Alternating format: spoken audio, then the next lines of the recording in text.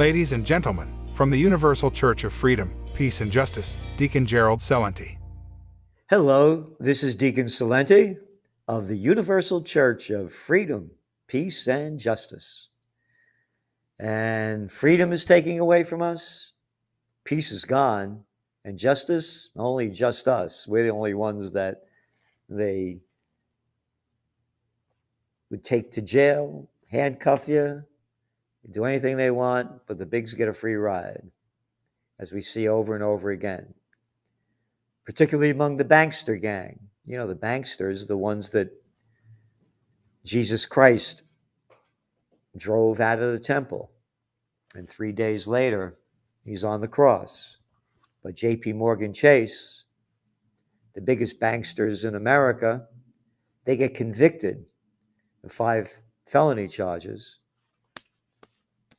and get a slap on the wrist. We are in the time of our lives that we've never seen before, because World War III has begun. And when they asked Albert Einstein, a man that knew a thing or two about the atomic bomb, what kind of weapons will be used to fight the Third World War? He said, I don't know, but they'll be using sticks and stones to fight the fourth. They're not going to make World War III official, although it's already begun, until the first nuclear weapon is fired. This is the headline this past Friday from the Financial Times. Ukraine welcomes delivery of multiple launch rockets. Isn't that nice? Welcomes delivery of multiple launch rockets. The defense minister said, summer will be hot for Russian occupiers, and the last one for some of them. Oh, more murder. No talk about peace. And the woman who's the deputy defense minister said, the armed forces of Ukraine are ready for any scenario. And then today, after that is released, Ukrainian troops ordered to retreat from Rodonsk. Ukraine has ordered its troops to withdraw from the embattled city, I think that's the way you pronounce it, in Rodonsk, the main focus of Russia's assault in the east of the country, after withstanding months of relentless attacks and artillery bombardments. After months, when we said before the war started, negotiate for peace, we are against the invasion. We know the whys and the how it happened. But negotiate for peace before it starts. No. No. No peace on earth. No goodwill to men or women. We're going to fight. And we're going to take your money to give to the murderers, to keep the murder going.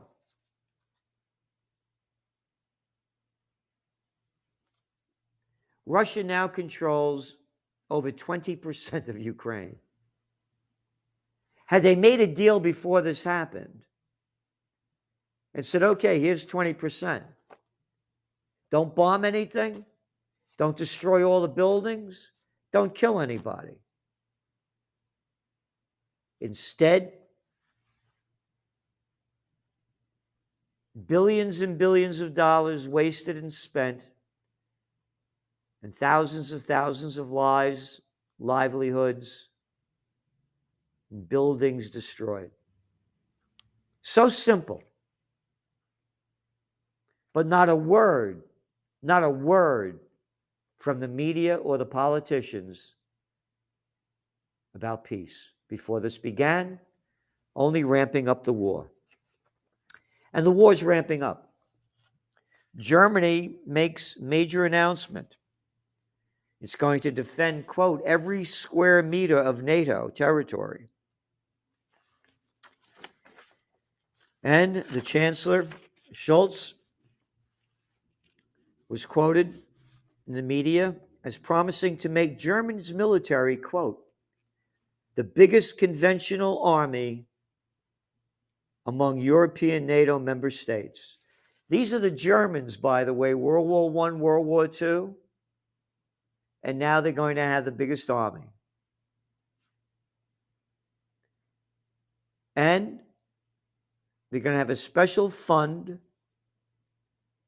to the tune of $100 billion earmarked to increase its military capabilities. $100 billion. As inflation is skyrocketing and people could hardly afford to pay for gas or oil. And same thing over there in, not far from there, Spain. Spain bolsters Air Force with deal for 20 Euro fighter jets. Oh, yeah. The economy in Spain is fine. The people have never had it better. As inflation skyrockets and the economy goes down. In the United States, the House panel increased Biden's 2023 military budget by $37 billion. And that brings it to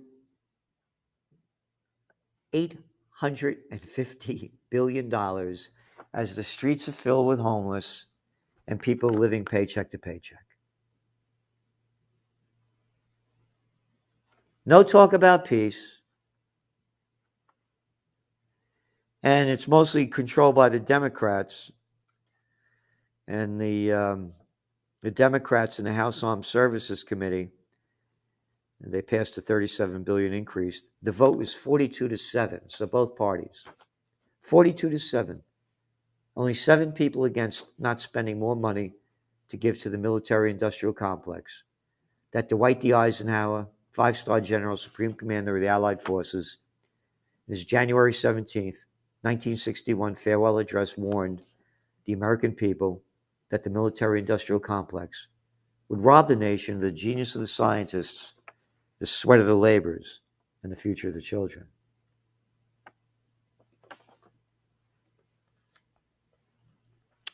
So who's suffering for this? It's worldwide. Hunger stalks millions in Africa as food crisis deepens. And part of that food crisis is a result of the Ukraine war, which they wouldn't negotiate for peace. Yep. Steep rises in international food and fuel prices since the Russian invasion of Ukraine have left millions more Africans facing hunger and food insecurity this year, the United Nations warned. Yep. But of course, this has been going on before the Ukraine war. And you're seeing unrest. Uganda. 6 activists were arrested for protesting against higher food prices. The rising cost of food, street protests in Nairobi. Yep, one after another. In May, the price of edible oils jumped more than 45% from a year ago in Kenya, while flour prices increased 28%, according to the World Bank. Quote, "This is the worst time ever. I was very comfortable making money, recovering expenses, and making a profit. I was selling an average of 5 cakes a day. Now, 1 or 2 if I'm lucky," said the person they interviewed. Even Nicaragua, an oil producer and member of OPEC, has been hit by international food and fuel prices. Africa's most popular country exports crude oil, but relies on fuel imports. Which tells you how bad things are going. And again, it was going up before the Ukraine war. They've made a very bad situation much, much worse. As I said, it's global. That was about Africa. Here's a big story in the New York Times. In Ecuador, cost of fuel and food ignite protests. For more than a week, the Andean nation of Ecuador has been buffeted by at times violent protests over a spike in prices of fuel, food, and other basic necessities, driven by a global inflation that is causing similar levels of frustration across Latin America. This is the New World Disorder. This is just the beginning. Not a word about peace. All these countries that are building up their military to give more money to the military-industrial complex and the murderers of war, while people are struggling, can't live day to day. The country's capital has been virtually paralyzed by demonstrators blocking main roads, clashing with police, who respond by shooting tear gas. Clashes erupt this Thursday.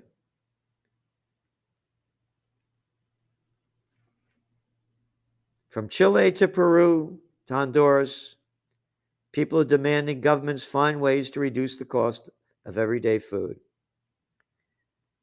In Ecuador, more than 32% of the population, you ready? Earn less than $3 a day.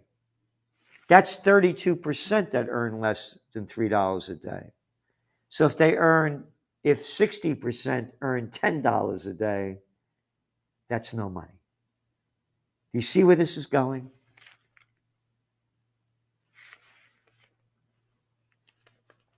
Again, we're having a peace and freedom rally on July 23rd. Starts at 2 p.m. on the Four Corners of Freedom in Kingston, New York.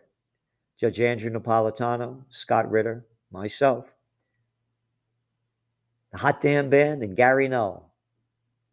We have vendors there, so you have food and drinks. And it's free. Come. If we don't unite for peace, we're going to die in war. It's as simple as that. Don't believe me? Look at the facts.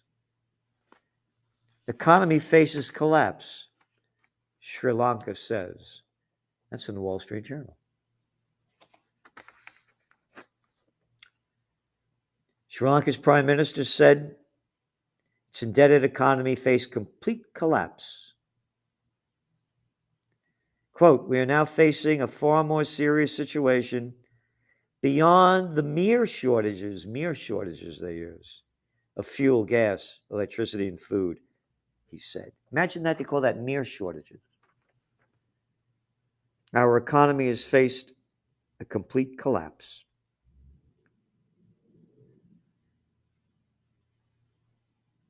Yep. An article from Friday's Wall Street Journal. Pope's past shapes U.S. weary stance. In Pope Francis's view, the war in Ukraine isn't a straightforward case of good against evil. The pontiff recently told a group of journalists that Russia's invasion of Ukraine isn't like the fairy tale Little Red Riding Hood was good and the wolf was bad. Here, there are no metaphysical good and bad, he said. That's a quote. Behind the Pope's stance lies a combination of weariness of a U.S.-dominated world order, his reluctance to be seen siding with the West in geopolitical conflicts, and his ambitions for diplomatic outreach toward major non-Western powers. The Pope's approach to Russia also reflects his personal geopolitical vision, in part stemming from his background as the first Latin American pope. He is seeking to keep distance from the West and wants to mediate among the world's major powers. No one at this moment can think of having world hegemony, not even the United States, said Massimo Boresi, a professor of moral philosophy at the University of Perugia and the author of 3 books on Pope Francis. Paul Valéry, author of 2 books on the Pope, said the pontiff, quote, sees his role as pontifex bridge, builder, rather than an issuer of moral condemnations. The Pope has twice suggested in public comments that Russia's invasion of Ukraine may have been provoked by the enlargement of the North Atlantic Treaty Organization.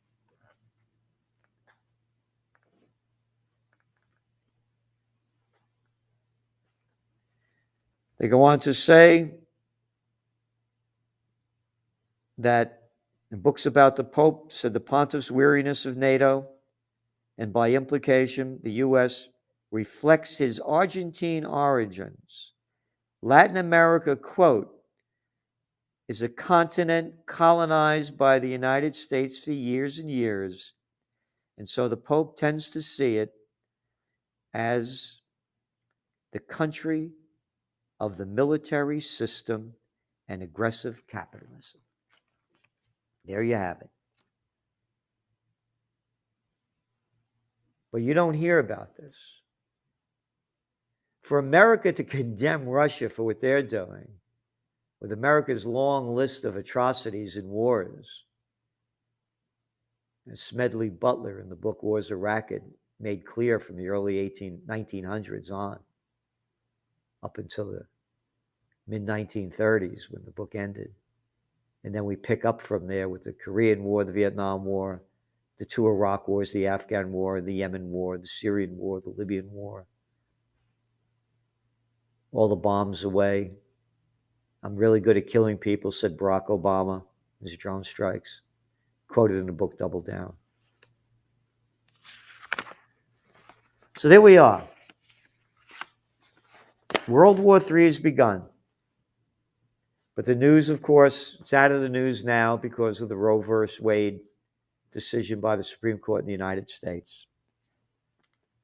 That people can't afford to eat and living paycheck to paycheck, that's out of the news. That Ukraine is losing the war, that's not news. That's the only news. And that's what the people will focus on. As the war heats up, hatred builds, economies go down, and people become more desperate. If we don't unite for peace, we're going to die for war. It's as simple as that. So let's unite for peace. July 23rd, 4 Corners of Freedom, John and Crown Street in Kingston, New York, 2 p.m. Eastern Time, or Eastern Standard Time. Judge Napolitano, Gary No, Scott Ritter, and the deacon, and the deacon's moving in. So be there. We'll see you then, and thank you.